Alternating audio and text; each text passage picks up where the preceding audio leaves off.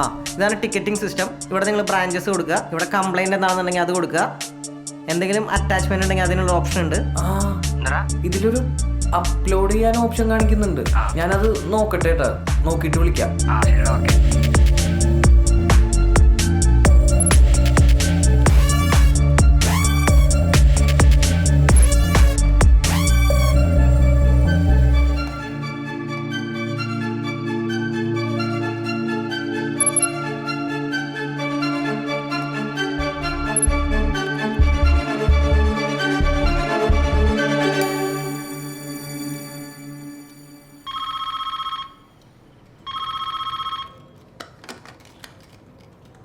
ആ madam, software hack ആയതാണ്, പേടിക്കേണ്ട, ശരിയായിക്കൊണ്ടിരിക്കുകയാണ്.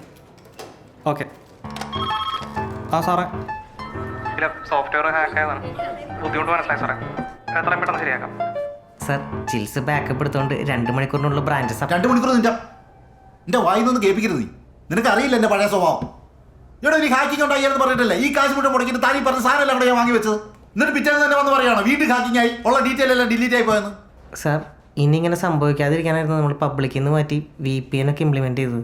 എന്നിട്ടും ഇതെങ്ങനെ സംഭവിച്ചു എന്ന് മനസ്സിലാവുന്നില്ല. എന്നാൽ താൻ കാര്യം ചെയ്യും, ഈ കമ്പ്യൂട്ടർ എല്ലാം കൂടെ എടുത്ത് വല്ല കിണറ്റിലും കൊണ്ടിടും. എന്നിട്ട് നാളെ മുതൽ കസ്റ്റമേഴ്സിന് പേപ്പറിൽ എഴുതി റെസിപ്റ്റ് കൊടുക്കാം. അയ്യോ സാർ, നമുക്ക് സോഫ്റ്റ്വെയർ ഇല്ലാണ്ട് NBFC നടത്താൻ പറ്റില്ല. RBI റൂളാണ്. ആണോ? എന്നാ ഒരു കാര്യം ചെയ്യും, ഹാക്ക് ചെയ്തവനെ പോയി കണ്ടുപിടിച്ചോണ്ട് വന്ന് തന്റെ കസേരയിലോട്ട് ഇരുത്ത്. എന്നിട്ട് താൻ വല്ല കപ്പിലട്ടി കച്ചവടത്തിനും പോകും. അങ്ങനെയെങ്കിലും എനിക്ക് സമാധാനമായിട്ട് കിടന്ന് ഉറങ്ങാമെന്ന് അറിയാമല്ലോ. സാർ, ഞാനൊരു ഡൗട്ട് പറഞ്ഞാൽ ടെൻഷൻ ആവരുത്. ഞാൻ ആദ്യം വിചാരിച്ചത് നമ്മുടെ സെക്യൂരിറ്റി വീക്ക് ആയതുകൊണ്ട് ഏതോ പിള്ളേർ കയറി കളിക്കുന്നതെന്നായിരുന്നു. പക്ഷെ ഇപ്പം എനിക്ക് തോന്നുന്നു നമ്മളെ ആരോ ടാർഗറ്റ് ചെയ്യുന്നതാണെന്ന്. നമ്മുടെ കോമ്പറ്റീറ്റേഴ്സ് ആരോ പ്രൊഫഷണൽ ഹാക്കേഴ്സിനെ ഇറക്കി കളിക്കുന്നതാണെന്ന്. ഹാക്കിംഗ് തടയിൽ അവിടെ നിൽക്കട്ടെ, ഇതാരാ ചെയ്തതെന്നൊന്ന് കണ്ടുപിടിക്കാൻ പറ്റുമോ? എനിക്ക് അറിയണം അതാരാന്ന്. അങ്ങനെയാണെങ്കിൽ ഒരു വഴിയുണ്ട്.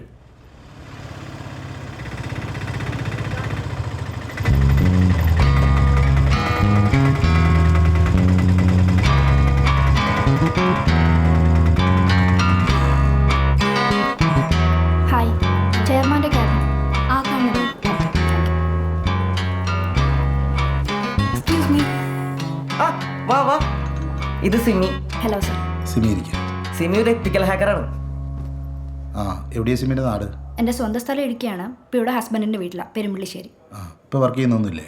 ഞാൻ ബാംഗ്ലൂർ വർക്ക് ചെയ്യായിരുന്നു. ഇപ്പം മോൻ ചെറുതായതുകൊണ്ട് വീട്ടിൽ തന്നെ ഫ്രീലാൻസ് ആയിട്ട് ചെയ്യാം. ഹാക്കറെ പിടിക്കാൻ സിമിക്ക് നമ്മളെ ഹെൽപ്പ് ചെയ്യാൻ പറ്റും. സിമി കമ്പനിയുടെ ചരിത്രത്തിൽ ഇങ്ങനെയൊരു സംഭവം ആദ്യമായിട്ടാണ്.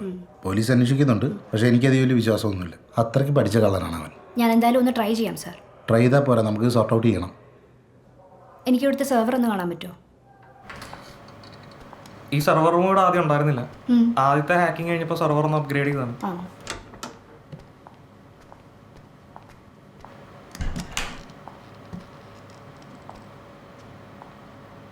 ഇതെന്തോ?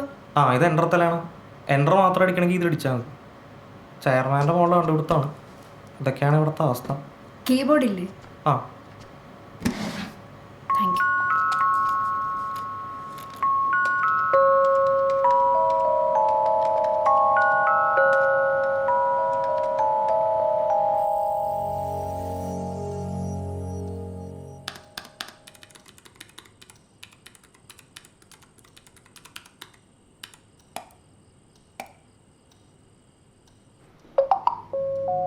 കാണിച്ച്.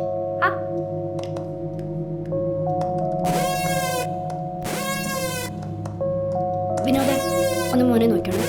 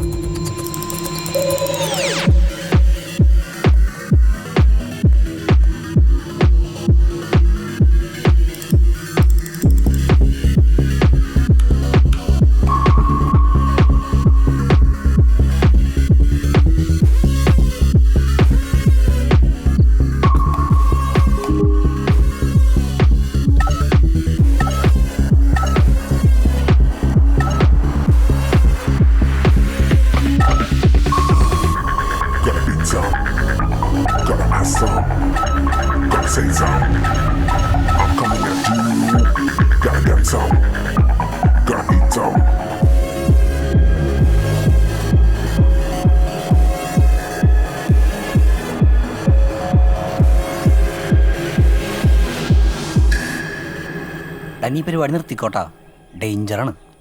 അത് ഹണി പോട്ട് എന്ന് പറയുന്ന ഒരു പരിപാടിയാണ് കേട്ടാ. അത് അവരുടെ IP-യിലേ ഒരു ഫേക്ക് സ്ക്രീൻ സെറ്റ് ചെയ്തിട്ട് ഞാൻ അതിലേക്ക് കയറിയത്. അവരത് മോണിറ്റർ ചെയ്യുന്നുണ്ടായിരുന്നു.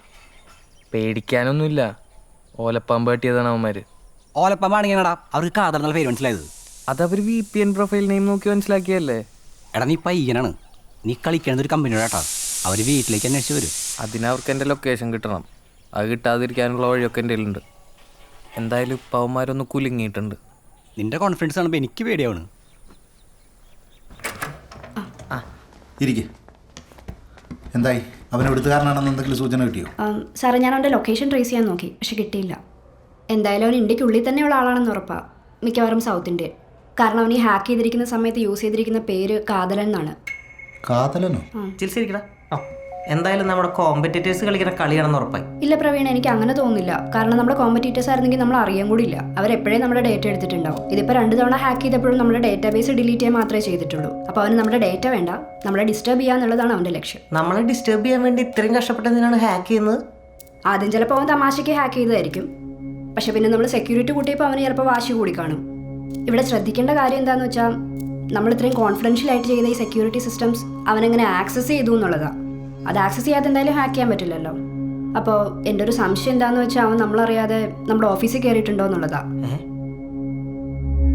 ജിൽസേ, നമ്മുടെ CCTV റെക്കോർഡ്സ് ചെക്ക് ചെയ്ത് നോക്കിയാൽ അയാൾ ഓഫീസിനുള്ളിൽ കയറിയിട്ടുണ്ടെങ്കിൽ അറിയാൻ പറ്റില്ലേ? അല്ല, അങ്ങനെ ഒരാൾ കയറിയിട്ടുണ്ടെങ്കിൽ CCTV ചെക്ക് ചെയ്ത് അറിയാൻ പറ്റും. പക്ഷേ അവൻ എങ്ങനെ കയറി, എന്ന് കയറി എന്നൊന്നും നമുക്കറിയില്ലല്ലോ. നമുക്ക് ഈ ഹെഡ് ഓഫീസ് മാത്രമല്ലല്ലോ ഉള്ളത്. അവൻ ഏതെങ്കിലും ബ്രാഞ്ചിൽ കയറിയാലും മതി.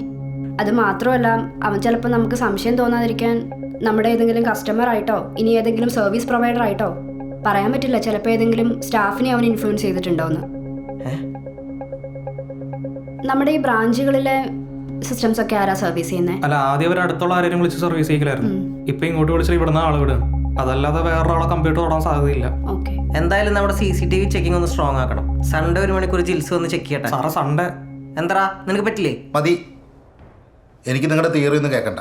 ഈ കാതലെന്ന് പറഞ്ഞവനെ ഒന്ന് കണ്ടുപിടിച്ച് തന്നാൽ മതി. ബാക്കി ഞാൻ ചെയ്തോളാം. എന്താണ് അത് സിമിയെ കൊണ്ട് പറ്റുമോ? നമുക്ക് പിടിക്കാം സാറേ. എന്തായാലും നമ്മൾ അവനെ പിടിച്ചിരിക്കും.